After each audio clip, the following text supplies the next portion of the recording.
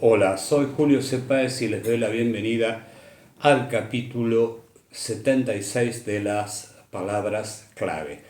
La lectura como creación en el sentido sartreano y la lectura como placer en el sentido borgiano. Hoy vamos a hablar de un autor norteamericano que formó parte de lo que algunos críticos y otros autores denominaron como la generación perdida. Según Hemingway, cuenta en París era una fiesta. Paris was a movable feast. La expresión vino del dueño de un taller y después fue repetida por Gertrude Stein, que le decía a Hemingway que él formaba parte de esa generación perdida. Esa generación perdida es los jóvenes desencantados de los efectos de la Primera Guerra Mundial.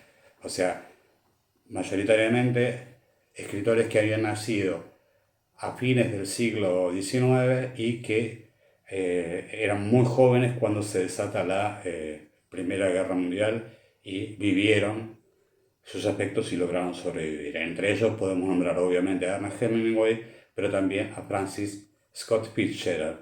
Bueno, hoy vamos a hablar de un escritor que quedó un poco opacado por la gran cantidad de muy buenos escritores que dio Estados Unidos en la primera mitad del siglo XX, como los ya mencionados Scott Fitzgerald, Ernest Hemingway y el gran William Faulkner. Vamos a hablar de John Dos Passos, ¿sí? Que hizo una novela que cuando fue publicada en 1925, y él era muy joven todavía, produjo un impacto muy importante y notorio en el campo literario norteamericano y después mundial, que es esta novela, que es Manhattan Transfer, el transbordador de Manhattan o el ferry de Manhattan, publicada en 1925. Ahora bien, John Dos Passos, si bien venía de una familia acomodada, desarrolló una inquietud por los problemas sociales que aparecen en la novela, en Manhattan Transfer. Algunos le pueden sonar Manhattan Transfer porque también hubo un grupo vocal norteamericano que tuvo cierta vigencia a eh, fines de los 60 y durante los años 70, que era un grupo vocal que hacía standards de jazz que llamaba Manhattan Transfer. Bueno, vamos a hablar un poquito de John Dos Passos. Nació en 1896 en una familia que tenía buenos recursos económicos, por lo cual él pudo graduarse en artes, la licenciatura en artes de la Universidad de Harvard en 1916. También con esa familia realizó viajes por Europa. Pero no bien se graduó y Estados Unidos entró en la guerra, él se presentó, y en esto es parecido a Ernest Hemingway, se presentó como voluntario en el servicio de ambulancias. Y cuando en el 17 Estados Unidos se integra a la guerra, él fue destinado como chofer de ambulancia en Italia. Muy bien. Y en 1919, como publica su primer libro que tiene que ver con su experiencia en la guerra, que es la iniciación de un hombre, ¿sí?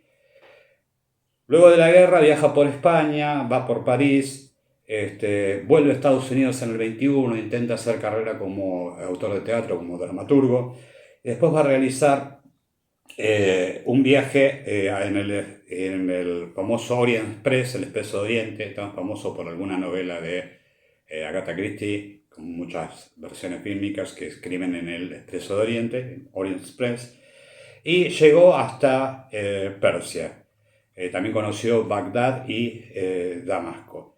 Y en 1922 publica Tres Soldados, ¿sí? Una obra anterior también que tiene que ver con las memorias de la guerra, y como ya dije, en 1925 publica Manhattan Transfer, obra de la cual hablaremos dentro de un ratito. Él adopta una posición de izquierda pero independiente, ¿sí?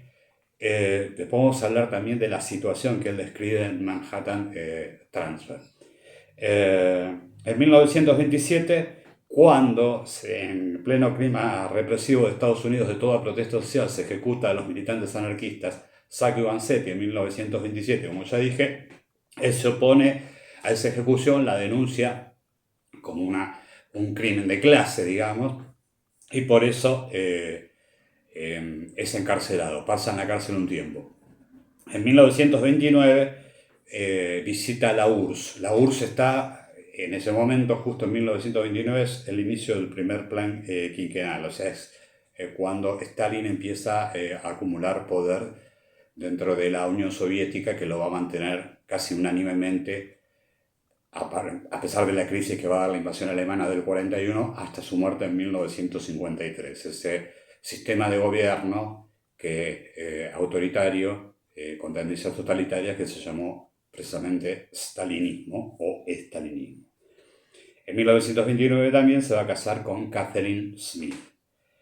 Él va a seguir militando a la izquierda, va a seguir escribiendo. De hecho, durante ese periodo también va a realizar la trilogía, que después va a reunir la trilogía USA, o sea, USA, que incluye 3 novelas, que son El Paralelo 42, 1919 y El Gran Dinero. ¿Sí? Resumiendo, esa es la obra de John Dos Passos para saber quién era.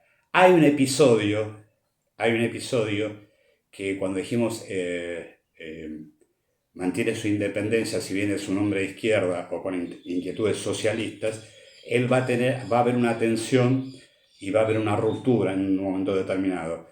Porque él, que había compartido la experiencia de ser chofer de ambulancia con Hemingway, se hace amigo de Hemingway y viaja a España al principio de la Guerra Civil Española, entre 1936 y 1939. Obviamente, tanto Hemingway como John Dos Passos son simpatizantes y en parte militantes de la República Española. Y ahí va a haber un episodio que los va a separar para siempre. ¿Sí? Que en realidad es algo que nosotros ya mencionamos.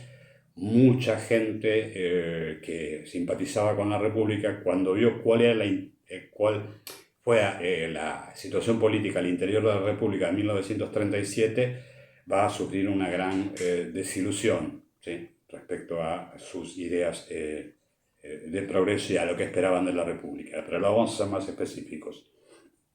Él va a viajar para colaborar en un documental pro-republicano, que precisamente se llamaba La Tierra Española, hacia 1937-1938.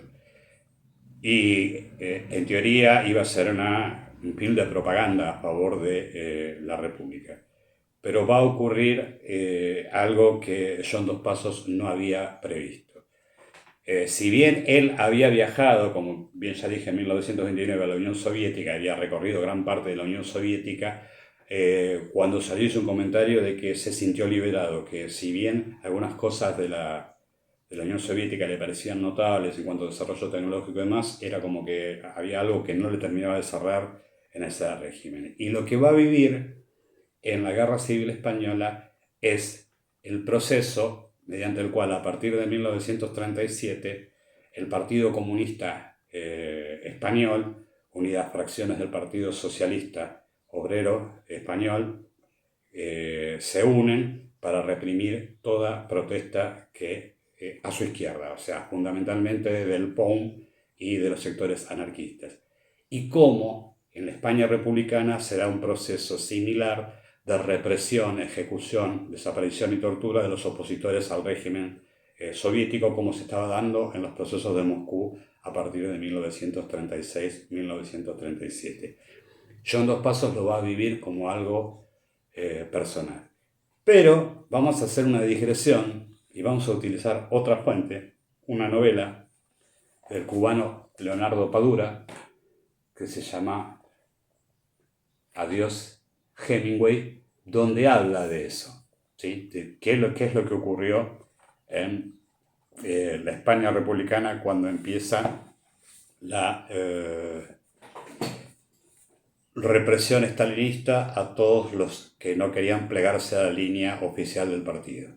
Como ya dije, disidentes del Partido Socialista de España, pero también disidentes del POUM, Partido Obrero Unificación Marxista, y de los sectores anarquistas. Leonardo Padura hace la voz narrativa de esta novela, que es precisamente Adiós Hemingway, como la voz narrativa es la de un admirador de Hemingway. Y como, a pesar de ser un gran admirador, de hecho Hemingway tuvo una casa en Cuba que mantuvo durante mucho tiempo, iba a hacer pesca de altura y demás en territorio cubano, la desilusión frente al conocimiento de las actitudes reales del Hemingway persona más allá del escritor. Entonces, Leonardo Padura escribe, la copa rebosó cuando supo del modo cruel y sádico en que se había portado Ernest Hemingway con su antiguo camarada y amigo John Dos Passos durante los días de la Guerra Civil Española, cuando Dos Passos insistía en investigar la verdad sobre la muerte de su amigo español José Robles, ¿sí? Que José Robles Passos había sido el traductor de la obra de John Dos Passos al castellano. Bueno,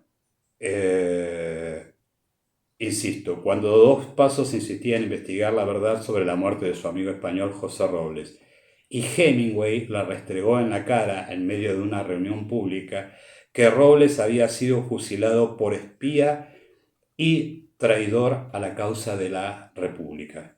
Luego, para traspasar todos los límites, con malignidad y alevosía, hizo de Robles el modelo de traidor en Por quien doblan las campanas. Aquel había sido el fin de la amistad entre los dos escritores y el inicio de la reconversión política de Dos Passos.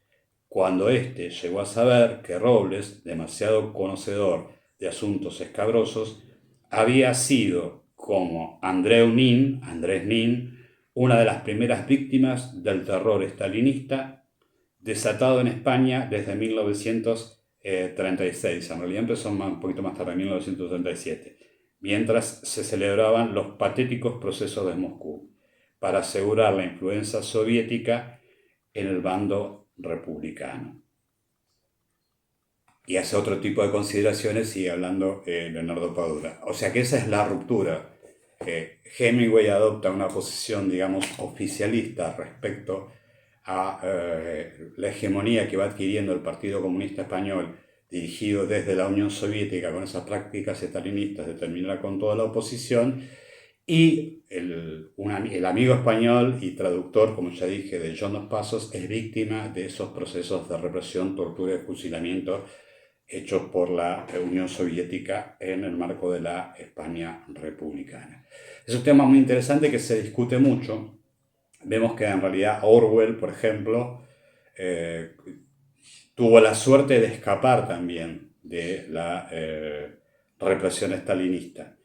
Al que le interesan estos asuntos y no quiera leer, vea una excelente película de Ken Loach, que es Tierra y Libertad, donde cuenta cómo fueron esos asuntos al interior de la España republicana a partir de los enfrentamientos de Cataluña en 1937. Bueno, ese era John Dos Passos. Siguió militando, siguió escribiendo, tiene una vasta obra posterior. Tuvo reconocimiento, pero es como cuando hablamos de John Steinbeck, ¿no? Que en realidad, y vuelvo a hacer a ofrecer la explicación de por qué es opacado, porque también John Steinbeck forma parte de esa generación de grandes escritores norteamericanos y queda opacado porque había muchos buenos escritores norteamericanos. Fue un momento podría decir, de una época dorada de la literatura norteamericana. Y obviamente después van a venir los que surgen de la novela negra, que ya también mencionábamos, o de Dashiell Hammett o Raymond Chandler, pero algunos los consideran escritores menores. Bueno, obviamente también tenemos a Eliot con La Tierra Baldía, o sea, rompiendo todas las cosas. Pero rompiendo los esquemas anteriores e imponiendo un rumbo nuevo a la creación literaria en el campo, no solamente de la narrativa, sino también de la lírica. Bueno, vamos a hablar de Manhattan Transfer. Es una novela extensa, ¿sí? Manhattan Transfer es una novela extensa Tiene unas 470 páginas. Yo tengo una vieja edición que había sacado, creo que desapareció la editorial Bruguera allá por fines de los 70, principios de los 80. Eh, es una novela coral, o sea, aparecen varios personajes. Algunos inclusive dicen que es el modelo que tomó el escritor español Camilo José Cela cuando escribió La Colmena. ¿Sí? Y lo que tiene, y lo que es nuevo, lo que impacta en la prosa en la prosa de John Dos Passos, es la agilidad narrativa que tiene. Y la idea de contar un periodo de la historia de Nueva York que va desde fines de la década de 1890 en adelante hasta un poquito después de la Segunda Guerra Mundial. Un poco más, podemos decir 1880-1918. Y mostrar la sociedad norteamericana a través de personajes que transcurren su vida en la Nueva York, que se está convirtiendo en lo que luego va a ser la ciudad, digamos, el foco cultural, el foco demográfico, el foco de interés político que va a ser plenamente en la segunda posguerra. Y cómo ese crecimiento, hay un periodo que va a empezar con digamos, la constitución de los trusts, de los monopolios, de el dinero que circula sin casi ningún tipo de control, las inversiones millonarias que transforman urbanísticamente Nueva York, que la transforman en una ciudad moderna que deja de tener esas características de ciudad agrandada del siglo XIX para empezar a través de la construcción, donde empieza a predominar el acero fundamentalmente, el concreto, el acero y el cristal. Se va a transformar en lo que la imagen típica del siglo XX de lo que se consideraba que era Nueva York. Y aparte una sociedad con aportes migratorios diversos que va constituyendo mucho más liberal que muchos sectores de los Estados Unidos, donde hay diversidades étnicas que van a traer diversidades culturales, sociales, pero al mismo tiempo en conflicto permanente. Eso es lo que nos cuenta el John Dos Passos en Manhattan Transfer.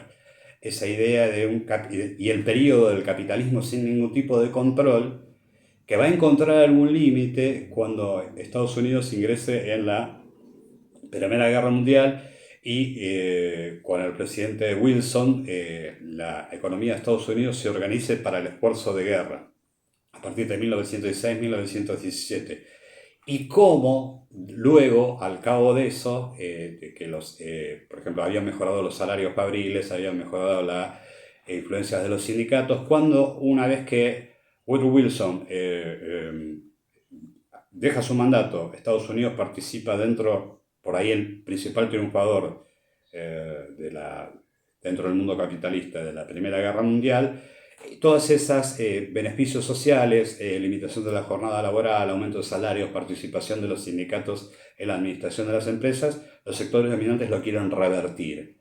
Y cómo surge la protesta social, ¿sí? La protesta social, hay un periodo que se llama Bienio Rojo, de toma de fábricas y demás. O sea, hasta ahí nos cuenta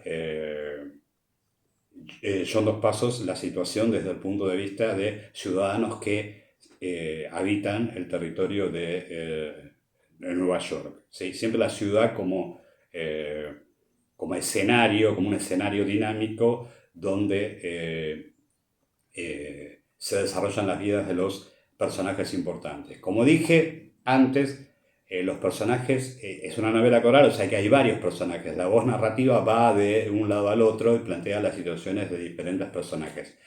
Hay personajes, y esto llama la atención, y por ahí el que está ceñido por la concepción de una narrativa tradicional le puede resultar chocante. Por ejemplo, hay personajes que aparecen en la primera parte y que terminan en la primera parte, que no aparecen más. Hay personajes que están circulando, que son laterales, que se contactan, que por ahí aparecen 2 o 3 veces en 3 o 4 páginas y vuelven a aparecer porque se relacionan con los personajes principales. Podemos decir que los personajes principales son 4, y eso estructura ejes narrativos. Una es la actriz y luego periodista Ellen Thatcher, y preciosa mujer por la descripción de John Dos Passos, y aparte por las actitudes que tienen los hombres que se encuentran con ella a lo largo de esos casi 30 años de narración. Bud Corpening, un marginal, George Baldwin, ¿sí? George Baldwin, un abogado digamos, se cuenta la historia desde recién recibido y cómo se va desarrollando su vida y cómo se produce un ascenso social y una participación política. Y Jimmy Herf, ¿sí? Serían, o sea, Ellen Thatcher, Bud Corpening, George Baldwin y Jimmy Herf.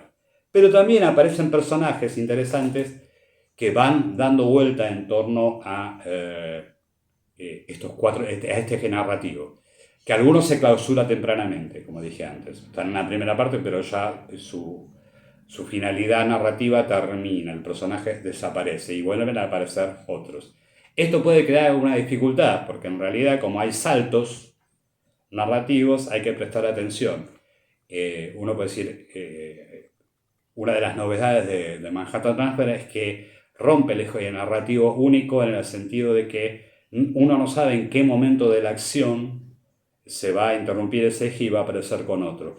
Y aparte, él intenta dar, hay otra cuestión muy interesante, pero la prosa es muy ágil, muy dinámica, muy ajustada, que es como que la voz narrativa siempre es la tercera persona situada, o sea, está escrito en tercera persona, pero la historia se cuenta a partir de la perspectiva de estos cuatro personajes que constituyen el eje, salta, ¿sí? Y hay pequeños párrafos que introducen los capítulos que tienen que ver con sucesos que acontecen en la ciudad, pero que no tienen, enmarcan, ponen en perspectiva la circunstancia en la que van a vivir los personajes, esa parte de la novela, pero no tienen relación directa. O sea que son como flashes de contextualización de la acción que va a venir después, ¿sí? Esto después se va a ver, por ejemplo, mucho más acentuado en la novela que forma parte de la trilogía USA o United States of America o USA, que es el paralelo 42, ¿sí? Entonces, el foco es amplio, es amplísimo. Y aparte, algunos críticos dicen que es cierto, es evidente. John Dos Passos es uno de los primeros, luego de, obviamente, en Ulises de Joyce, que se publicó unos años antes, creo que en el año 1923, que desarrolla el monólogo, o sea, lo que se llama fluir de conciencia, que muchas veces la voz narrativa cuenta lo que está pasando por la cabeza de los protagonistas. Una técnica que todavía no había sido utilizada, después la va a utilizar mucho Virginia Woolf, por ejemplo, en Las olas, esta idea de el fluido de la conciencia, ese monólogo interior que por primera vez aparece publicado en el Ulises de James Joyce. O sea, para 1925, la novela de John Dos Passos era una novela que ofrecía muchas novedades en su estructura, ¿sí? Muchas novedades, muchas sorpresas y con una prosa bastante ajustada. Por ahí en algunos momentos se nota un desequilibrio, un desarrollo mayor de algún personaje que del otro, pero supongo yo que tenía que ver con que era un escritor joven que estaba desarrollando técnicas nuevas e intentando utilizar todas esas herramientas nuevas de la narrativa que recién había conocido. O sea, un escritor en ciernes, con mucho talento. De todos modos, a pesar de que pasó mucho tiempo de la publicación de Manhattan Transfer en 1925, sigue apareciendo, me gusta también mucho Paralelo 42, pero la novedad técnica y la soltura que tiene, a pesar de esos altibajos o desequilibrios que tiene la narración en John Dos Passos, de Manhattan Transfer de John Dos Passos, me parece que la novela más lograda de las que he leído yo, no he leído toda la obra de John Dos Passos, en Manhattan Transfer. La idea que da de esa Nueva York que se está transformando continuamente y cómo se va transformando, ya como ya lo dije, urbanísticamente, pero también cómo se van entrelazando vínculos entre los que pueden ascender en la escala social y aquellos que no pueden o que quedan frustrados, como algunos de los personajes que no voy a decir quiénes son para no arruinar la trama. Hay un personaje maravilloso que es Congo, que es un personaje lateral, que por ahí no forma parte del eje narrativo, pero esos personajes que van dando dimensión en su interrelación con los otros, por ejemplo con Jimmy Hart. La novela es placentera, es un placer, es un ejercicio intelectual y un placer, y la prosa es luminosa aún cuando cuenta cuestiones sórdidas u oscuras. Y también tiene otro mérito. Para 1925, el personaje de Elaine Thatcher, ¿sí?, es un personaje femenino muy bien logrado y que supongo yo para el momento de la publicación de Manhattan Transfer en 1925 marcó una ruptura en cuanto al estereotipo de lo que debía ser una mujer. Ellen Thatcher es una mujer rebelde, en momentos caprichosa, pero es una mujer fundamentalmente libre. Y yo tengo la sospecha de que los 4 personajes que aparecen en el eje narrativo, tengo la sospecha de que John Dos Passos quería más a Ellen Thatcher que al resto de los personajes masculinos o femeninos. Bueno, no tengo nada más que decir de Manhattan Transfer sin contar la trama. Así que buena suerte, buena lectura y hasta la próxima.